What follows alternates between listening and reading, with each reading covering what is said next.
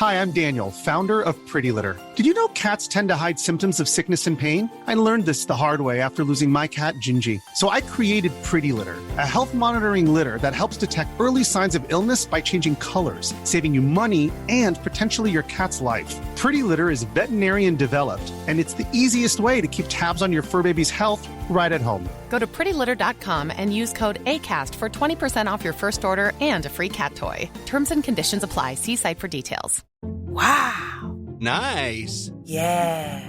What you're hearing are the sounds of people everywhere putting on Bombas socks, underwear, and T-shirts made from absurdly soft materials that feel like plush clouds.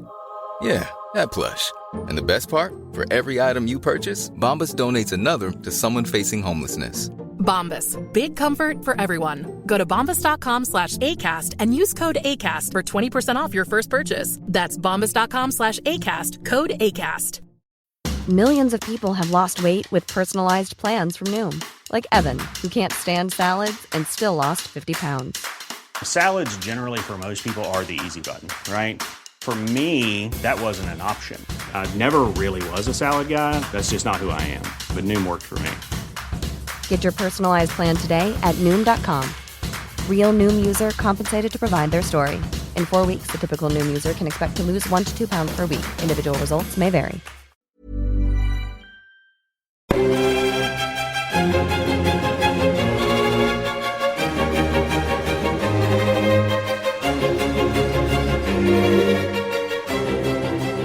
Hello and welcome to the Napoleon Assist. It's the penultimate day of Waterloo Remembered, and whilst the Voices from the Battlefield series continues, today we have the last of our interviews, but boy, are we going out with a bang. I'm joined by Jacqueline Reiter and Beatrice de Graaf, both hugely respected scholars in the field. It's great to have you on. How are you both? I'm good, thank you. I'm good as well, but it's hot here in the Netherlands. So tell us a bit about both of your research interests first. Jacqueline, start us off. Well, my main research interest is actually in the interplay between politics and the military in Britain during the period that the French Revolutionary and Napoleonic Wars, which is good because Waterloo is a particularly good example of this overlap. Although I have to admit that I usually focus on Britain's less successful military experience. Talking about victory is going to be something of a departure for me. I published a biography of John Pitt, 2nd Earl of Chatham, in 2017. He, of course, bungled the infamous Walcheren expedition of 1809, but he's pretty much gold dust for me because he's a politician and soldier. I'm currently researching Sahum Popham, a naval captain who's best known for launching the unauthorised British invasion of South America, but he's also a man with a surprisingly prominent role in British military planning. Popham was a bit of a nutter, is my untechnical term of referring to him. Is that fair? It was a loose cannon, yes, very loose cannon. Very interesting chap. Not one to not a very humble one either, so it's very interesting to pick apart what he's saying and work out whether he's telling the truth half the time. And Beatrice, what about you? What are you working on? Yes, well, I'm a political historian or an international political historian, so I'm very much interested in how collective security works, under what conditions states work together, and what happens if they do. And I did quite a lot of work on the 20th century, Cold War history, and even 21st century. But over the last 7-8 years, I've also studied the 19th century because I felt that much that's being said on international cooperation, collective security, fight against terror is very much presentist, is very much dominated by political scientists. And if you go back in history, for example, study in more detail what exactly happened after a huge war, such as the Napoleonic Wars, this sortie de guerre moment, which is such a rich moment in time. So many things happen, and so many things also have got lost in history. So in 2018, I published in Dutch a book. It's called Against Terror, and it will come out in September this year, 2020, with CUP, and it's called Fighting Terror After Napoleon. And I'm discussing and presenting a whole kind of body, the Allied Council, that worked with each other. combined all the experts and state leaders of the Quadruple Alliance, but also the secondary and the third-ranked nations were also invited to sit in committees, discuss the post-war peace and the security settlements. And they did so much more that has been contributed to them in the monographs on the restoration era, which was not so much a restoration, but far more a transformation, particularly in the realm of international collective security. That sounds absolutely brilliant. Can we pre-order a copy yet? I'm not sure, but it won't. I'm very happy to say that it won't be such an totally uneconomic book to buy. I think it will be it won't be cheap, unfortunately, but it won't be very expensive. I think between 20 or 30 euros or something like that, which is okay, and I'm very happy that CUP wanted to do that. That's fantastic, so especially for CUP. Yes, exactly. Well, let's hope they stick to this in these times. Fantastic. Well, let me know when details come through of when we can order, and I will see that word goes out to our listeners. Thank you. Let's dive straight in. Let's talk about Waterloo and particularly its legacy, which is our focus today as we start to wind up Waterloo Remembered. Quite often people feel that they understand Waterloo's legacy. They see this big climactic battle which permanently ends Napoleon's career, and it appears to establish peace on the continent for the next century, which is debatable, and we might want to look at that in a moment. But first, it's worth talking about the immediate aftermath of the battle, because when everyone woke up on the 19th of June, they didn't necessarily know that Waterloo had been the campaign-defining clash that it eventually proved to be. What was the much wider political and diplomatic situation in June 1815? Yes. Well, the interesting thing is, if you compare Waterloo to, for example, Leipzig, the Völkerschlacht, there were far more armies out there at the Battle of Leipzig in October 1813. In Waterloo, there were, in the end, 30,000 people who were victims of that war. But in Leipzig, it was the double of even the triple amount of that. And far more armies swarmed to Central Europe to fight that war than there were gathered in Waterloo. So by all means, it was the last big conventional warfare with so many troops around one theater of war. But Leipzig had been far bigger, and also the battle that took place a year before in Paris and in France was also quite big. So why was Waterloo so special? It's not so much that it was a very specific kind of battle, but it was more the symbolic value of it. The countries of Europe had thought that they had conquered Napoleon, sent him to Elba, and were got rid of him, and had concluded all kinds of peace treaties, repairment peace treaties. They were also quite liberal to France. It could be restored in its earlier splendor. And then Napoleon came back. And I call this a period of terror, because not just the Red Terror of the French Revolution or the White Terror of the Restoration era, but also the terror of Napoleon returning. It's hardly understandable only if you read the memoirs and the diary entries that are there, for example, by Metternich in Austria, who woke up to hear about Napoleon's return. They were aghast. And no one had ever experienced this. And within 2 weeks, and the Duke of Wellington was very much instrumental in this, they gathered a whole alliance of not just the main great powers of Europe, the four who created Quadruple Alliance afterwards, but also the other ones. They created the alliance of the 25th of March, 1815. And I think this alliance, the Vienna Treaty, which, as it was called before the final Treaty of Vienna was concluded in June 1815, this is also called the Vienna Treaty of Military Solidarity. This laid the groundwork for a pact of securing peace, not just in fighting the war against Napoleon together, but also waging peace afterwards. So they promised each other, we won't do unilateral peace agreements with Napoleon, and we won't go away from France, we won't leave France to its own devices until we have secured all the war aims and goals that we now are designing together. So this 25th of March 1815 treaty, which led into the Waterloo battle, it was so important that even many countries who did not, and armies who did not participate in the Waterloo battle, for example, the Russian troops or the Danish troops, even they were handed out subsidy afterwards in order to forge and to bring this alliance together, not just on the fields of Flanders, but also beyond that. And in fact, they stayed in France. After Waterloo, there was this kind of a hurry to Paris, and they all came crushing to Paris on the 2nd and the 3rd of July, 1815. And then they remained in France, 1.5 million troops. They remained in France for the next months being, and then the Allied armies, the army of occupation, stayed in France for 3.5, 4 more years, which was a major revolutionary decision to make. That alliance warfare didn't stop when the battle was over. And I think Waterloo marks this important turning point in time. Yeah, I'd agree with all of that. I think you made some amazing points that even I hadn't thought of. So I love the term waging peace. That's brilliant. It did. I had kind of assumed that Beatrice was going to talk about the European context more generally, and thank you, that's what you did, yay! So I thought I would answer the question from the perspective of Britain, because that was slightly different from everyone else's experience. It's quite radically different, actually.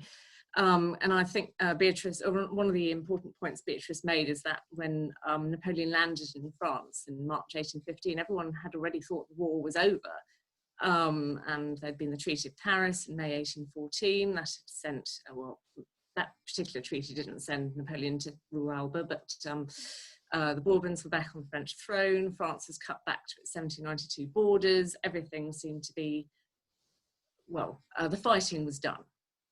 And Britain had been reasonably central in this peacemaking process, but had spent most of the previous decade in diplomatic isolation, which put her at a little bit of a disadvantage.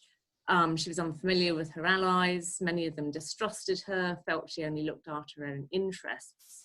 For a while in 1813, it had even looked like peace might be concluded without Britain, which would have been disastrous. But in the end, Britain was allowed to negotiate and, importantly, finance the Sixth Continental Coalition, which Beatrice has just been talking about. According to the historian John M. Sherwig, Britain spent about £10 million on her allies between 1813 and 1814 alone. I calculated that this morning using the Bank of England inflation calculator. That's apparently £6 billion today. And this was important because Britain, as Beatrice has already said, hadn't really participated militarily in Napoleon's defeat. They weren't at Leipzig. Well, there were 145 rocket troops at Leipzig, but I don't think they made a great deal of difference.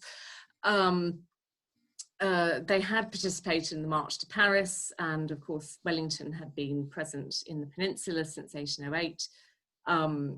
But although all this meant that Britain had a reasonably strong role in negotiating the Treaty of Paris and at the Congress of Vienna, they weren't in the commanding position that they would become a year later, and I'm anticipating the answer to the future question already, so I won't say any more about that. Britain did have one advantage which the other continental powers didn't have, which was that the Treaty of Paris had pretty much secured all her war aims. So she was able to approach the Congress of Vienna as a mediator. The Foreign Secretary, Lord Castlereagh, hoped to negotiate a settlement to guarantee the long-term stability of Europe. We're back to waging peace. But again, I think it bears repeating that the unity of purpose shown by the great powers in turfing out Napoleon in 1814 was the exception, not the rule.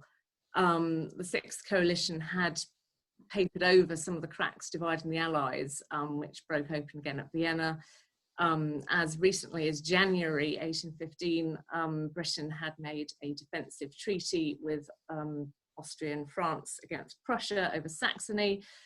This was, of course, partially a bluff, but it does show that there were tensions still there.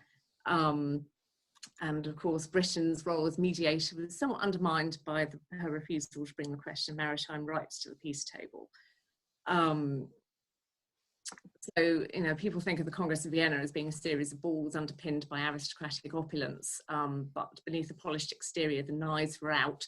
And I suspect Napoleon was hoping to take advantage of that a bit when he left Elba. In fact, the escape from Elba was a shock, a huge shock to the Allies, again, as Beatrice has been talking about. it did remind them that they had one thing in common, which was that they all hated Napoleon. So they immediately reaffirmed the grand aim of long-term pacification of Europe. They formed the Seventh Coalition, and this left Napoleon with no option but to act fast and pick off the Allies piecemeal before they had time to come together. There are so many points that I'd love to pick up there. I guess the first one is the unity that you just mentioned, Jacqueline. Are you surprised by that unity, or do you think that was inevitable, and this kind of concept of Napoleon's of being able to divide and rule his former enemies was just fanciful? I think that by 1815 it was certainly fanciful. I don't think that he ever had any chance, but he had done it before. It's pretty much a divide and conquer approach was pretty much how he won the Third Coalition, or defeated the Third Coalition, excuse me. So it wasn't it was something that he might be expected to try again, and of course he did try it again. But the unity itself was something that had come out of years of agonising and negotiating, and the British had been trying to form a sort of long-term unifying mutual security pact, to use a modern term, since the 1790s. It hadn't really worked, but Castlereagh was basing his foreign policy on various politicians who'd come before him, Pitt particularly, also Lord Grenville. So it wasn't a new thing then. It was just really that the circumstances came together in 1813 that made it possible. And in many ways, as I said, Napoleon's escape from Elba confirmed that it was possible by bringing them closer together.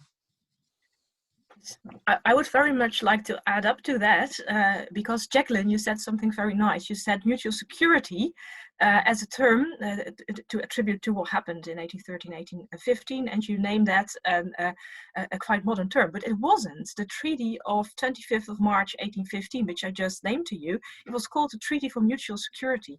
So it was very much a term used at the time.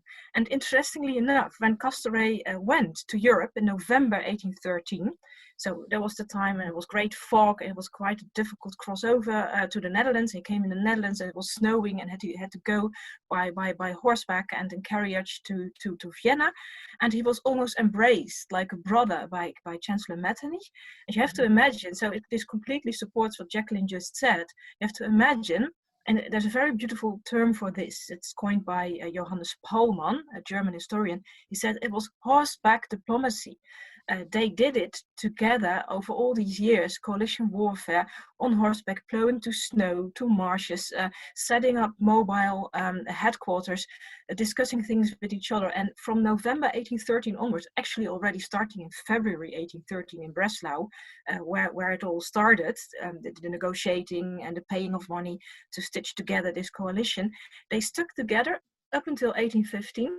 So it was a campaign of coalition warfare that lasted until 1815 with intermittent briefs, obviously, but they were there. And Tsar Alexander didn't go home for almost 2 years back to Russia.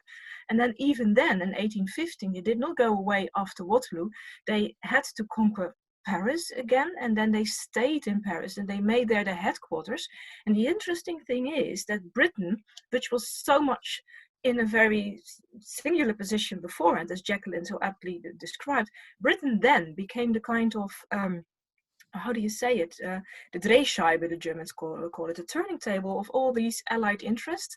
And the headquarters of this allied council was the British embassy.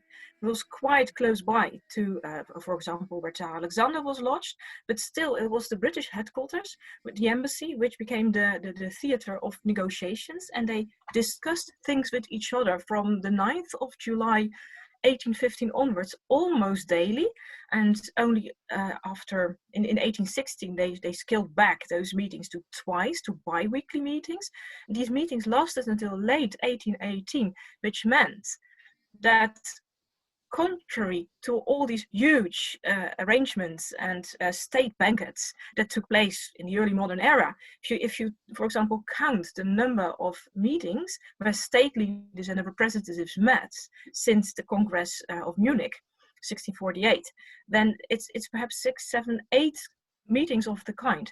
And then from 1815 onwards, well, already starting with this horseback diplomacy in 1813, but then officially from 1815 onwards, when this peace treaty was signed, they met almost every day, which was a great means of building trust, of creating networks, of creating institutions and even norms to discuss international relations with each other. And this was also the place where they, after the war had been fought, they were now discussing, you could say, the peace aims. So for how long a period should they stay on in France with a huge army of occupation? Again, 1.5 million troops, can you imagine? 2/3 of the French territory was occupied. It's like Germany, 1945. I mean, it's an awkward comparison, but just to give you a sense of idea, 2/3 of the French territory was occupied, divided in zones, occupation zones, with the Duke of Wellington appointed by all the state leaders as the commander of the joint Allied occupation army. And then, and this is also very interesting, this unity that you were just discussing was translated into 4 main peace goals, political peace goals. The first goal was demilitarize the French. The second goal was de-Bonapartize the French, so that a Napoleon or a Napoleonide or anyone associated with the family of the Napoleons would never come to power again. Then stabilize the country, and then in the end also create dédommagements, making them pay, repairment. So there was also a distinctly financial aspect to creating this peace. It had to be paid for with money by the French themselves. So they had to furnish the Allied occupation army with all the goods that they needed, but they also had to pay for all the expenses lost during this last campaign. And this really brought the Allied powers together. And this is also very much the doing of Wellington and Castlereagh as personalities.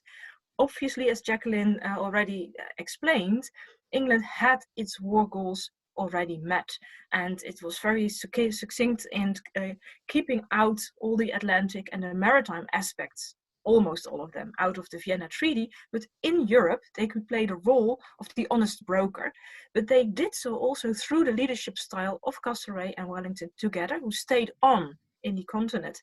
Even although the parliament in London became increasingly protesting, and they wanted to hear more about what was going on and what were they doing there, and there were already quite some anti-European sentiments going on in England at the time. But Castlereagh and Wellington, they were very much into this European alliance, and they managed to secure the main treaty. And again, I already told you there was this treaty of 25th of March 1815. Then there is this very famous Vienna Treaty. But then again, 2 other treaties need to be mentioned here as well. These are the 2 treaties that were concluded on the 20th of November 1815. And they are perhaps even more fundamental and foundational for the concept of Europe, how it evolved after that. First, the treaty is the 20th November 1815 Treaty of the Quadruple Alliance. Again, a kind of a NATO-like treaty with an Article 5 of joint solidarity. And then the other treaty was the Repairments Treaty. And it dictated that France had to pay a sum which was even larger. I did not do the maths and the calculations as Jacqueline did this morning. I should have done, I'm sorry. But I wrote all about this down in my book, and I can quote from that. But it's more, relatively speaking, than the Germans were dictated to pay after 1918. And again, they were much more smarter in 1815 than they were in 1918. They promised each other, we're not going away. We will occupy the territory of France until they paid, which was a great incentive for the French people to actually do all the paying, which was a whole story on its own. And I've written quite a heavy chapter on that as well. But the French paid in the end, which also meant that they were all in it together financially, which is also always a great incentive to create a lasting peace. Wow. Just wow. First of all, Jeff, did you want to come back on anything on that? I as you say, wow, that's I don't have this level of detail for the post-war period, and that's just amazing. So thank you for that. I've learned quite a lot. Well, you invited me to indulge in this period, which I have spent 4 years of my time on right now. So I'm so sorry if I'm too enthusiastic about this, but it's such a great period. It's so rich. It's fantastic. This is exactly why I wanted you both on, for exactly this kind of thing. Absolutely fabulous. I've got a friend of mine, you may know him, Nathaniel Jarrett, has a couple of years ago wrote a thesis on Pitt's foreign policy in the 1790s, and his argument was essentially that Pitt was starting to look towards this collective security thing in the future. I don't know if you've read that. It's very, very good, and I think it would knit quite well with your research if you haven't. Yes, thank you so much. I've come across this, and it's actually really, really insightful and also very important, because Castlereagh was the one who very much channeled these Pitt plans that Jared wrote about.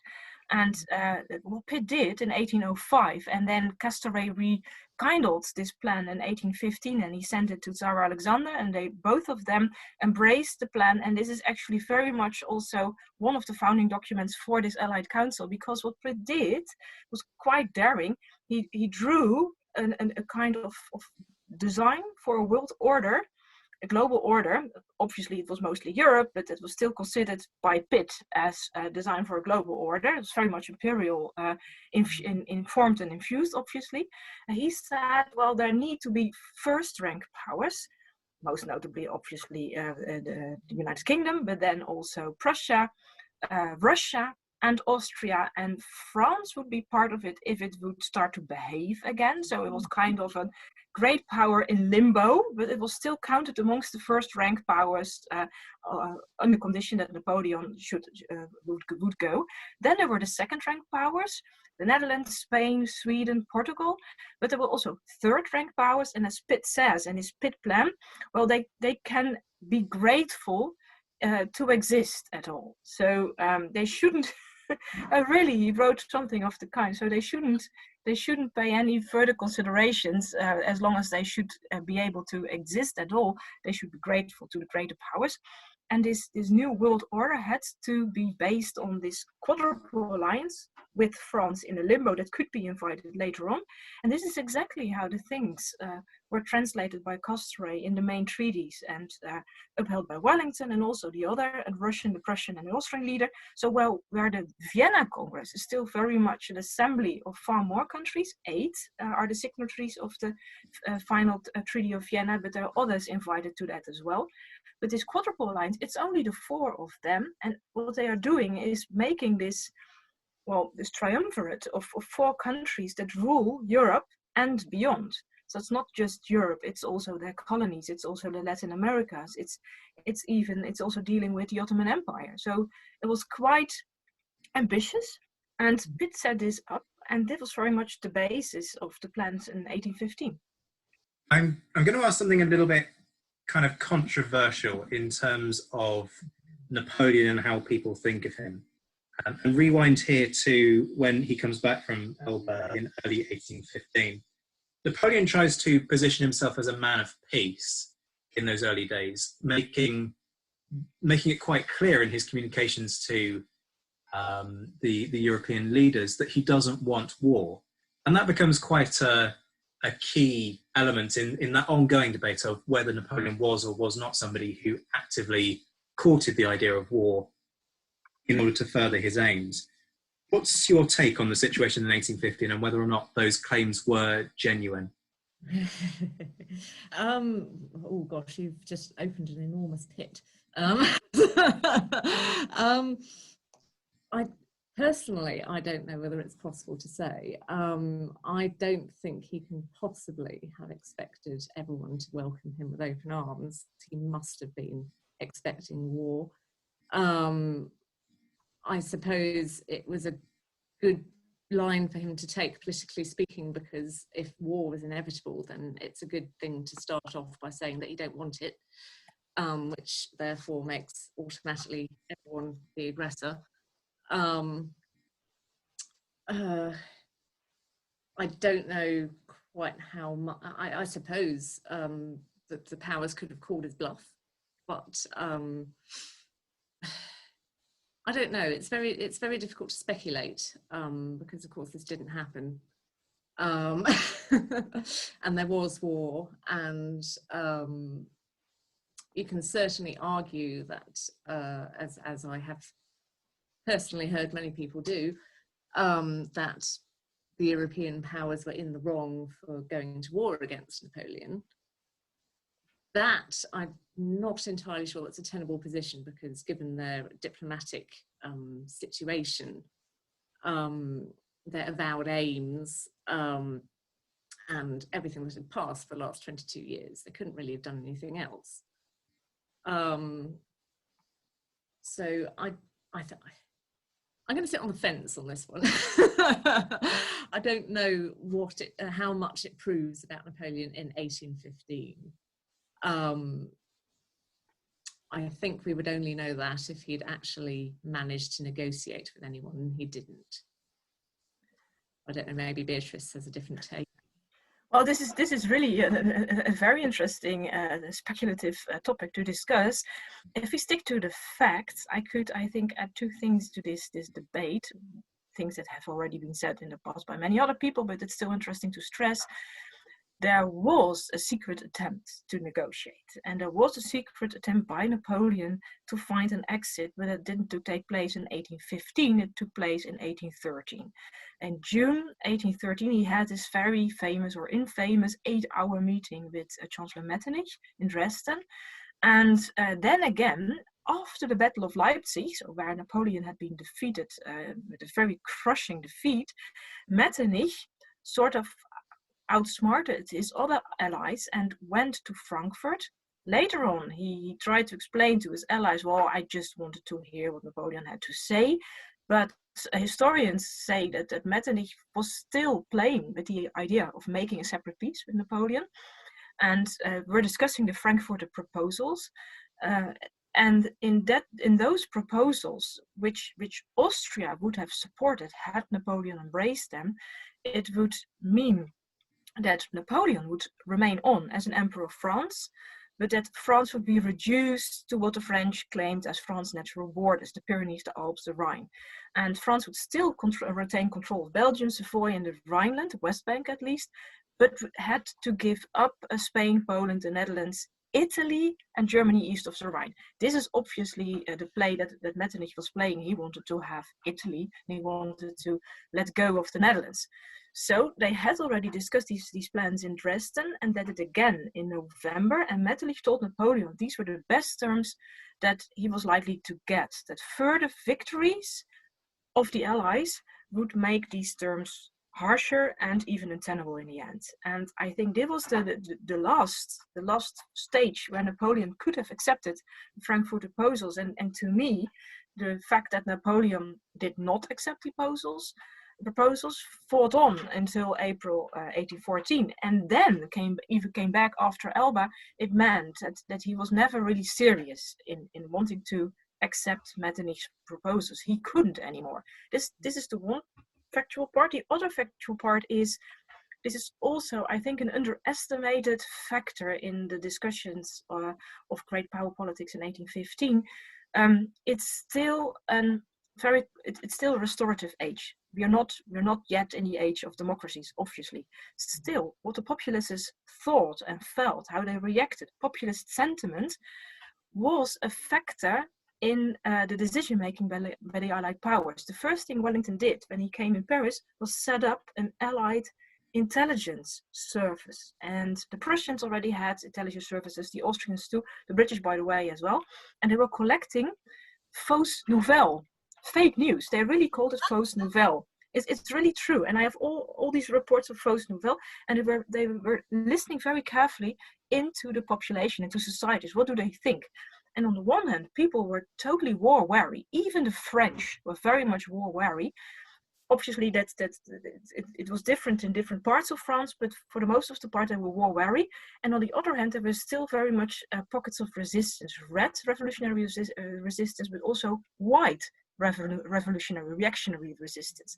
And the Allied powers were very much afraid that Napoleon would further polarize and create incendiary situations for the whole of Europe. So they wanted to contain him, and they did not want to bring him back into the saddle or allow him any kind of tenure, because they felt that it would only exacerbate these already existing, on the one hand, these fears, and on the other hand, these revolutionary, incendiary moments in European history. They wanted to bring peace and stabilization. They wanted to de-Bonaparte Europe. And I think this is one of the obstacles that would make it, from the Allied point of view, impossible to give Napoleon another chance. We've talked a lot about the situation prior to Waterloo. What for you both did Waterloo change in terms of the political aims for different coalition powers? Do you feel that Prussia and Britain gained greater leverage at the negotiating table for having played the key role in defeating Napoleon for the final time? Yes, I think so, because the year before, it was Tsar Alexander who was the first one who rode into France on his white mare. I'm not sure whether it was a mare, sorry, but a white horse, and was very much heralded in like he was the king of France. And so now it wasn't Tsar Alexander who dealt out the shares in Paris and who was very tolerant to the French when he entered 1813. It was now Wellington and Blücher. And they were a very interesting pair, because Blücher wanted revenge.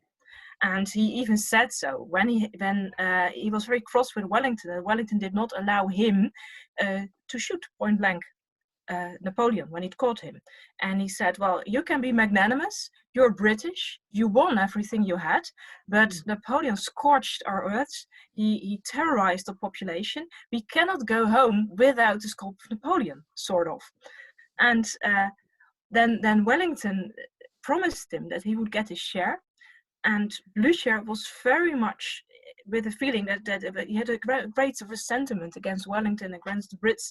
He felt that the Prussian victory was being stolen by the British, and it took all of the diplomatic efforts by Hardenberg, the Chancellor of Prussia, to moderate and to tame down the voices of the military. The Prussian military and they were quite upset. They thought that they had scored their victory on the battlefield of Waterloo, but instead they had to listen to the diplomats, and they were not very happy with that.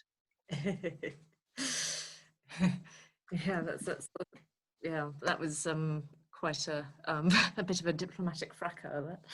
I had to say that Waterloo was massive diplomatic significance to Britain, because while Britain had definitely been a major player in 1814, special interests meant that she remained somewhat distanced from the continental powers, who were all sort of focused on territorial disputes, which Britain had no stake in, and also suspected her motives.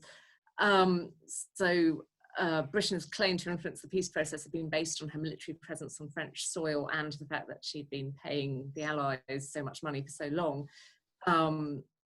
And this definitely changed after Waterloo. On the 19th of June 1815, nobody could doubt Britain was a major, major player, politically, diplomatically, or militarily.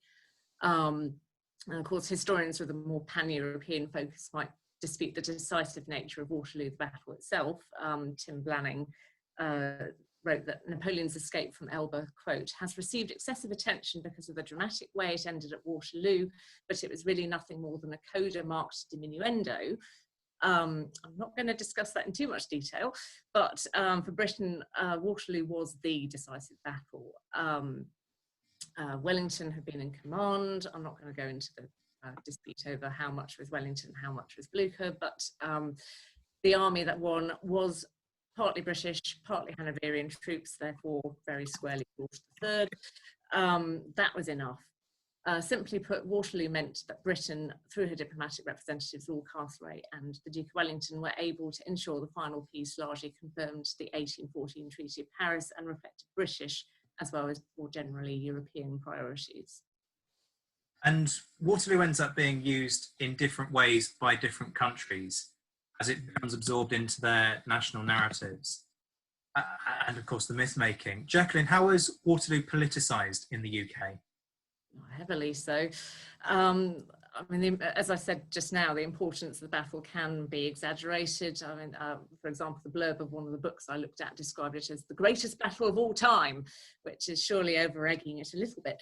But for Britain, it was probably the most significant event of the 22-year war. For much of those 22 years, Britain hadn't been able to field armies anywhere in Europe for very long, certainly with the notable exception of the Iberian Peninsula.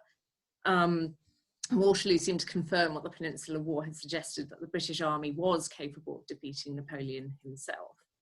And of course, when Napoleon subsequently surrendered to the captain of the HMS Bellerophon, this set the seal on a growing sense of national pride.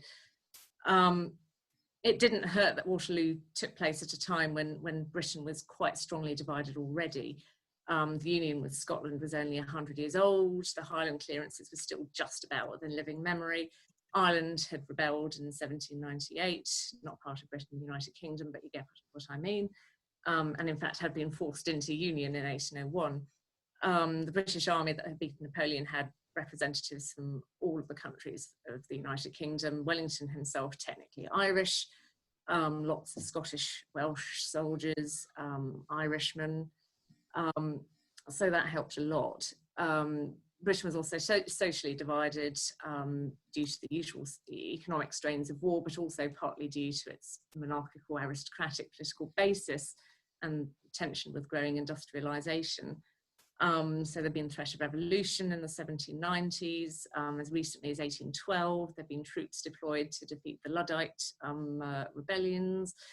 There were immediate economic effects of demobilisation and retrenchment post-war.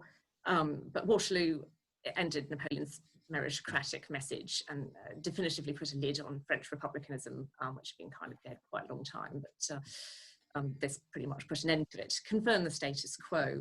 And I'm going to quote a line from Linda Colley, which always makes me giggle when I read it, which is, "Waterloo made the world safe for gentlemen again." Yeah, that's a nice thing. Yeah. Of course, not everyone agreed with this perspective, and many Britons were devastated by Waterloo. But Sir Samuel Whitbread, the leading Whig opposition orator, may have committed suicide as a result of it. And there were quite a few people who felt the battle had stifled rather than confirmed political liberty. This was a fairly extreme point of view, but it was held by many, particularly in a Britain which had been ruthlessly repressing political dissent and would continue to do so for the next few years. And I would also like to add here, and I'm going to get completely smashed for saying this, that Waterloo, although it had undeniably global repercussions for Britain, it wasn't probably the most important battle of the wars for Britons. Those laurels, I think, probably went to Trafalgar. And I'm now going to get steamrolled, and I can't believe I just said that, but there you go. Trafalgar was a much less divisive battle to use, politically speaking. Britain was still rather ambivalent about the military in 1815, particularly after the Luddite experience. And of course, 4 years later, there would be Peterloo, which would reinforce that suspicion. And of course, Wellington also refused to, quote, do a Nelson and die on the field of victory. So he later became a Tory Prime Minister, and his stand against parliamentary reform gained him considerable hatred, even if it was only temporary. So that's my point of view, and I'm going to stick to it. I can totally agree with you there, Jacqueline. I think that actually military value of Waterloo was not as big as the political value of Waterloo for the European alliance. And then again in Britain, it was far more of a remembrance culture that became quite divisive and polarizing only a couple of years later, doing a Nelson. That's a nice one too. The thing is, he might have become a figurehead for scoldings and outrage in England, but in Europe, for the many countries that were part of the alliance, Wellington, as a representative for the UK, remained a hero, bigger than life.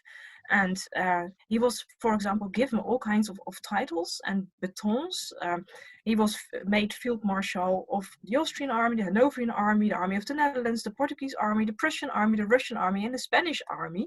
And these were not just military titles given on the battlefield, but it was very much also for the Europeans a way out of their constant polarizing, fighting wars against each other. It was also very much their way out of these constant wars with France. So for them, sort of heaving the UK and Wellington up to this status helped them in closing their ranks, at least until the war in the Crimea. So I think it was very much of a political, international political symbolic value for the other European powers to have this culture of Waterloo and the culture of Wellington tied to it remain intact.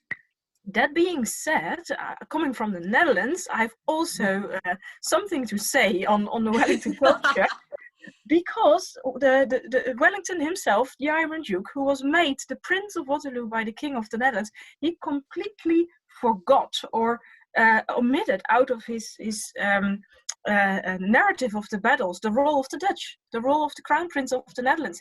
He totally did not mention the fact that the Battle of Waterloo was also won due to the Dutch, the Belgian, the Nassovian, and yes, also the Prussian armies. And Wellington's own account of the affairs does not mention that it was the Dutch, the Belgian, and Nassau armies who held the French at bay at Quatre Bras, for example. He doesn't even mention this. And then Wellington's position is copied by the very infamous historian William Sibbern, who wrote this magnum opus, History of the War in France and Belgium in 1844. And Sibbern even goes one step further, and he dismisses the Dutch and the Belgians as deserters, and he scolds the Prince of Orange as incompetent and inexperienced. And this since then has been accepted as the truth by all kinds of British historians. And even Jack Weller, in his 1992 book Wellington at Waterloo, he still rehearses this urban myth. And the poor Dutch, who they even tried to send a military historian in the 19th century over to Britain, the Dutch Lieutenant General military historian W.J. Knoop. And he tried to object to Sibbern's account, and he tried to show that the Dutch were there as well, and the Soviets and the Prussians as well, but no one really listened. It only took 100 years later until, for example, Jeremy Black's The Battle of Waterloo or Alan Forrest's Waterloo, and they are a little bit more nuanced, but still the Dutch are missing in the picture. Oh, I'm so sorry. Jacqueline, the first female historian of you is finally admitting to this lack in historiography. This is the whole reason behind the Waterloo Remembered interviews, that I've deliberately been trying to push the fact that this isn't a British victory, and that we need to refer to Wellington's army, first of all, as an Anglo-Dutch army, not a British army. But that we also need to think about the role of the Dutch, the Prussians, Brunswickers, King's German Legion. And so I'm really glad that you raised that. And if people listening want to hear Wellington's original account of Waterloo, his military dispatch, that's going to be aired tomorrow morning as the first instalment of the last day of Voices from the Battlefield. One thing that I'm curious about, Beatrice, is how does the politicisation of Waterloo in the Netherlands compare to what happens in the UK? That's a very interesting question. Thank you. And I try to address that question myself as well. And I've just published an article on this in a German book on 1815 remembrances. And I went through all these newspaper clippings and the pamphlets of the time, and I found that there are actually 3 historical places, lieux de mémoire, that compete for attention in the way the Dutch political culture developed after 1815. The first is Scheveningen. Scheveningen is the place where on the 28th of November 1813, the King of the Netherlands landed after coming back from his exile in England, in London. So he landed, took over, and was invited by the citizens of the Netherlands and the notables of the Netherlands to become the sovereign prince again. So the landing in Scheveningen on the 28th of November 1813 is very much of a foundative moment in Dutch history.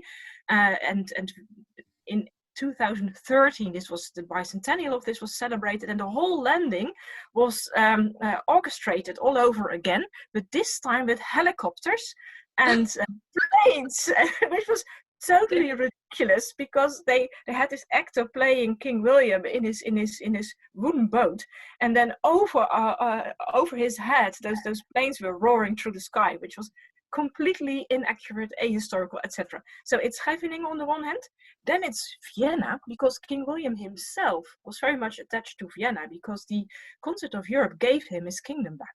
They were the ones, England, but also the Congress of Vienna, that restored to him. And in Vienna, he was already there in 1813, but only in March 1815, he was crowned, he was named the King of the Netherlands, and he was crowned in September 1815 with the support of all the other crown's heads of Europe. So Vienna is also very much constitutive to the Dutch formation of the new United Kingdom with Belgium. And there are many memorial arches in the Netherlands pointing to Vienna. And then there is Waterloo. And Waterloo had it in it to remain the main site of Dutch cultural remembrance, but it became very problematic from the beginning because a kind of a feud broke out between King William I and his son, the Crown Prince, the aide-de-camp of Wellington himself, and his son, the later King William II. He really suffered quite some slaying on the battlefield of Waterloo, and it was also eternalized in a famous painting by Pieneman in 1824. And the Crown Prince is also elevated in a portrait in Apsley House by Wellington. So kind of a feud broke out between the two men, and there were even rumors that later on, the 20s, the 30s, 40s, that King William, the Crown Prince William II, would take over from his father. So Waterloo became a kind of a battle for William II to hit his father over the head, because he said, I have bled on the battlefield and you haven't. I was the one who helped Wellington, you didn't. And the other thing is, in 1830, the Belgians ran amok and they went away. So the Dutch lost the battlefield. It was part of the Netherlands, and they created, William was busy creating a huge mound, the Lion Mound, it's still called, it's still there, you know all about it, and they lost it to Belgium. And for the king, this was a great loss, and he never wanted to discuss it all over again. He had made the 18th of June 1815 the Dutch National Anniversary Day. It was a free day for all citizens to enjoy, and it stayed on until 1940 as our national kind of the 4th of July day, and then only after 1945 it was changed into Queen's Day. So Waterloo was important, it was celebrated, but it was quite early lost by the loss of Belgium, and also by this feud that broke out between within the royal family. So it was kind of a tragic remembrance, more or less. And Wellington was not very happy with this whole remembrance culture in the Netherlands either. And he told the Dutch king that with this Lion Mound that was created on the battlefield of Waterloo, he ruined his battlefield, he told the king of the Netherlands. One of the discussions that I quite often end up being drawn into is the extent to which these conflicts were about competition between empires. And I personally tend to argue that the Peninsular War wasn't first and foremost about empire. Waterloo is a different situation, though. Do you, Jacqueline, see this as a clash of empires or something else? It's a fascinating question, and one I've spent a lot of time thinking about. I think it depends on whether you look at Waterloo as a battle in isolation, or whether you see it as a full stop in a long war between powers that were in the process of building empires. I don't think Waterloo was explicitly an imperialist battle. As Christopher Hall has pointed out, Waterloo was absolutely in step with Britain's war aims as laid down all the way back in 1793. French incursions into Flanders and the Netherlands had been the reason Britain had entered the war in the first place. This obviously reflected Britain's desire to control trade in the seas, but a lot of it was just about the proximity of the area to British soil and the ease with which invasions could be launched to just about any part of the British Isles. And taking a longer view, seeing Waterloo as the last in a chain of events spanning 22 years, my answer does change a little.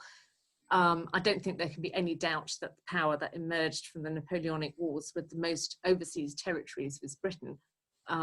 Boyd Hilton has pointed out that in 1792 Britain had 26 colonies, and by 1816 she had 43. I haven't checked those numbers precisely. I'm going to trust Boyd Hilton on this one, but it's certainly a striking comparison. Alexander Mekaberidze, I'm not quite sure how you pronounce his name, I apologise if I just mangled it terribly, has recently published a massive tome entitled Napoleonic Wars, A Global History, in which he argues that the wars, I quote, had far greater long-term impact overseas than within the European continent itself. This was certainly true for Britain, which found it difficult to intervene militarily on the continent and often attack the colonies of her enemies when she couldn't do anything else. How much of that was deliberate expansion, though, and how much was driven by the circumstances under which Britain fought the war? There's one school of thought that argues that the British war experience was explicitly global and not European from 1798 onwards. Conversely, Paul Schroeder, in his Transformation of Europe, argues that Britain wasn't able to make a significant impact on the continent until she began to think like a continental power, and that she didn't really start doing this until 1812 or 1813. I don't really agree with either of them. Britain was certainly going to defend what she had, and entered and left the war as a maritime power with strategic stations around the globe. But one of the things that struck me when I was researching my PhD thesis in the Dark Ages was how late British politicians were still using the term British Empire to describe England, Scotland, Wales and Ireland. They were certainly doing it by about 1810. I'm not sure whether they were still doing it in 1815, but they were doing it quite late into the war. So you have people like Chris Bailey speaking of an imperialist mentality developing in Britain by the 1830s, and the wars with France definitely galvanised that. But I don't think Britain's war aims were necessarily imperialist in nature.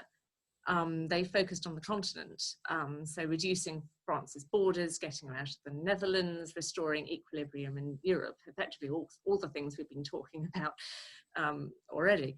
And that's why most of Britain's imperial expansion did occur when Britain couldn't make any impact in Europe. It's also worth remembering, and I've made this point elsewhere before, that the Treaty of Amiens in 1802, for all it was a truce, showed just how many conquests Britain was willing to give up when negotiating from a position of weakness. And the two treaties of Paris, 1814 and 1815, which bartered away a great deal of Britain's overseas conquests, much to the chagrin of Britain's merchants, showed just how much she was willing to give up when she'd won. Going back to Mekaberidze, because I love saying his name, he approaches the war from a global perspective, but he tacitly admits this continental focus, because even in his last few chapters, including the ones on the Congress of Vienna and Waterloo, he only talks of the global context in the sense that various overseas conquests were laid on the negotiating table. What do you feel is Waterloo's most important legacy then? Well, from a British perspective, I've already sung the praises of Trafalgar, so I have to admit that I think Britain was still more a naval nation in 1815 than anything else. But Waterloo definitely significantly helped rehabilitate the reputation of the British Army, even though that would suffer some future knocks over the next few years, and due to the suppression of rioting in Britain. The wars against France hadn't exactly been an unmitigated success for British arms, but the later years of the Peninsular War had definitely altered that perspective, and Waterloo pretty much set the seal on that transformation. Britain was never going to be an explicitly martial nation. Michael Brown, a medical historian, I think, has pointed out Victorians, I quote, tended to keep the army at something of an imaginative distance. But the British military spectacle, to quote Scott Miley, was very much part of the 19th century British experience, and this increased role of the military in British culture was at least in part due to Waterloo. I think Waterloo was to the Netherlands, it was very important, at least in these first two post-war decades. And then after 1830, it got watered down a bit. And in the 20th century, there was not much remembrance of Waterloo anymore, certainly not after the Second World War. Obviously, you have to bear in mind that the Netherlands were neutral during the First World War, so Waterloo remains their last big battle up until the Second World War. That's important to stress. But I think in the larger scheme of things, the main legacy of Waterloo for me would still, as a political historian, would still be the fact that it brought together these troops, these states, the alliance, the Seventh Alliance coalition of all corners of Europe, and it brought them together in Paris. So they did not stop at the borders of France and went back as they did in 1813. They were only briefly there in Paris and they went home quite early. But now this time in 1815 they stayed on. They created this army of occupation, the Allied Council, and the Battle of Waterloo, where the British and the Germans fought shoulder to shoulder to conquer France, was also the start of this new collective security regime, I would say. The moment where waging the peace, where at the moment where the battle ended, the waging of peace started. And I think that is where Waterloo is a very important turning point, and also a foundational moment, you could even argue, for Europe's military or even economic integration. It's perhaps an ambitious statement, but I would stick to that as well. So not the military important at all, or the cultural, but this political integrative moment is, I think, very important to stress. And one final question from me. There's been a lot of interest on social media about myth busting the battle. What do you both think is the biggest flaw or the most unhelpful myth that we have about the battle? I'm not sure. I'm entirely qualified to answer this question. I know that you've already interviewed Gareth Glover, but I'm going to refer people to his Waterloo Myth and Reality if they want a well-written and informative reality check about the British experience of Waterloo. From a purely selfish, this is my research area perspective, I'd say the most unhelpful thing about Waterloo is that it does obscure the degree to which the British experience of the Napoleonic Wars was about failure as much as it was about victory. I mean, naturally enough, we Brits tend to talk about the historical episodes that show us at our best. If there were several hundred books in the English language published on Waterloo in 2015, that's what I meant. There are very, very few books published on the British experience of war in exactly the same theatre in the early 1790s. That's partly because there's not so much of an audience for it.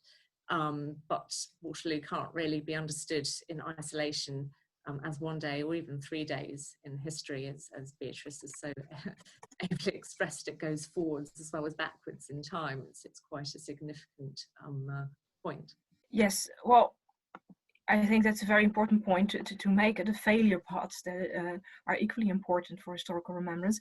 For me, I think what I didn't like quite so much about all the fuss about Waterloo was that it's boiled down to this heroic duel match between Wellington and Napoleon, and that history is reduced to these two larger-than-life men finding their fate on the battlefield. I think Waterloo is, first of all, it's not just Waterloo, it's Waterloo and Quatre Bras. It's not just Wellington and Napoleon, it's Wellington, Napoleon, and all these other commanders and allied generals and commanders as well. And then Waterloo is very much also a European turning point. So it's not just about Britain or about France, it's for Europe as a whole. So, and that's very, very difficult to popularize in this fashion. But I think that's very important to keep that in mind, that it shouldn't be about those two men fighting for eternal glory with the one winning in the end. It's about the fate of Europe as a whole. Beatrice, Jacqueline, this has been an absolutely fantastic way to end our Secrets of Interviews. Thank you so much for joining me for Waterloo Remembered. You're welcome. Yes, thank you. That was Dr. Jacqueline Reiter and Professor Beatrice de Graaf joining me to discuss the legacy of the Battle of Waterloo. Both Jacqueline's book, The Late Lord Chatham, and Beatrice's collected works are available to order online now. That may have been the last of the interviews from Waterloo Remembered, but the programme is by no means over. Not only can you continue to get involved in the discussion on social media and in the forum at thenapoleonicwars.net, but we will still be releasing further content over the next 2 days.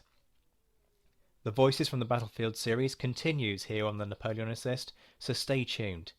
The live tweets of what was happening right now in the Waterloo campaign 205 years ago continue on Twitter at ZWhiteHistory.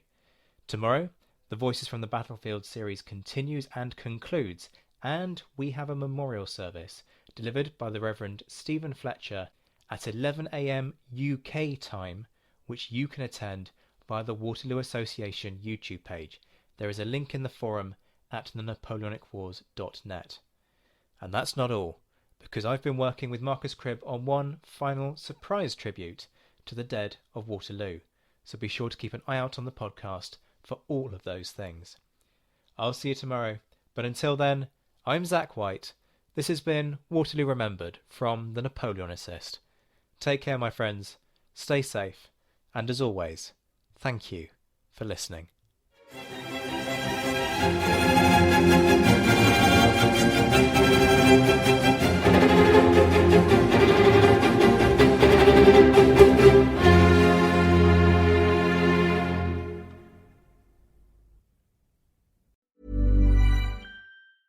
Hey, it's Paige DeSorbo from Giggly Squad. High quality fashion without the price tag. Say hello to Quince.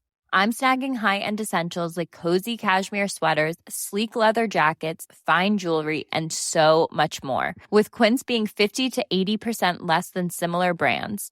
And they partner with factories that prioritize safe, ethical, and responsible manufacturing. I love that. Luxury quality within reach. Go to quince.com/style to get free shipping and 365-day returns on your next order. Quince.com/style.